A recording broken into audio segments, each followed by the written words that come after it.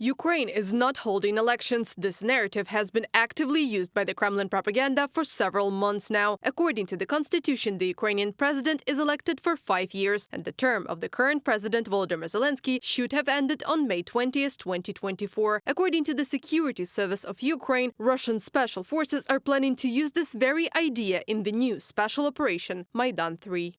According to the enemy's plans, the situation in our country will be shaken up in the first half of June, and then, taking advantage of this, Ukraine will be militarily defeated in the east. This is the key idea of their operation. From the statement of the Committee on Intelligence under the President of Ukraine in the Telegram channel Security Service of Ukraine.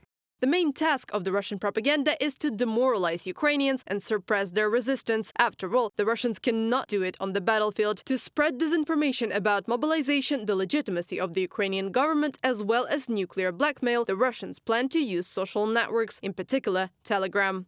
There has been no strategic success all these years for as long as the war is going on. They decided to shake up society, shake up the rear, in order to make this task easier. But so far we have not seen any signs that society has really doubted whether parliament is legitimate. Russia's attempts to create disturbance among Ukrainian citizens and its Western partners are pointless, experts believe. All the actions of the Ukrainian authorities are absolutely legal. Unlike in Russia, where the country's main law, the constitution, is being rewritten to suit the wishes of the Kremlin dictator in order to nullify the term of his presidency. Thus, at the end of July 2023, the Speaker of the Parliament of Ukraine, Ruslan Stefanchuk, explained that the constitution of Ukraine does not prohibit holding elections during the war. At the same time, it is on the law on the legal regime of martial law that contains the prohibition.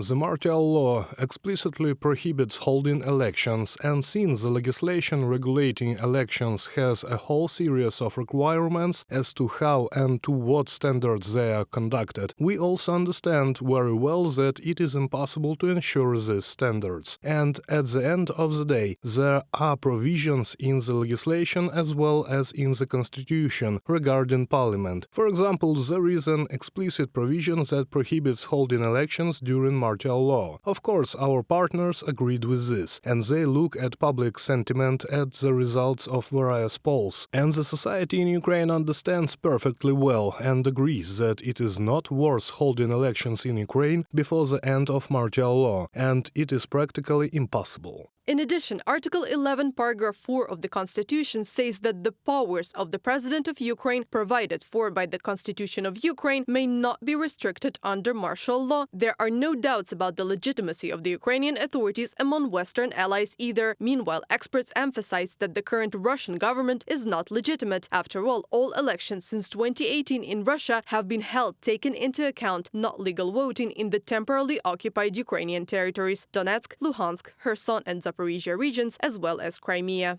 The Assembly calls on the member states of the Council of Europe to recognize Vladimir Putin as illegitimate after the end of his current presidential term and to cease all contacts with him, except for humanitarian contact and in the pursuit of peace. From the text of the resolution of the Parliamentary Assembly of the Council of Europe on April 17, 2024.